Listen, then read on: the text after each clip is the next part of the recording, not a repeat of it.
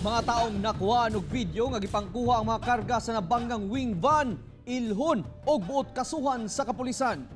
Sa video nga kuha sa usa ka netizen, atol silang pag-agi sa nadisgasyahan kagahapon sa Barangay Binugaw, Davao City, makita nga gipanguha sa pipila ka tawo sa lugar ang mga kargang soft drink sa wing van nga gipanggaan sa bus.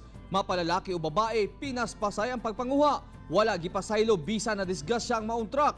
Ang ubang motorista nang hunong pa aron moapil pagpanguha.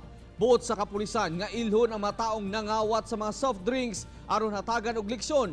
Gikadismaya sa otoridad nga inay motabang. Pagkawalay disiplina naman hinuon ang gipakita sa mga tao. Nahitabo kini samtang busy ang kapulisan og rescuer sa pagtabang sa mga biktima.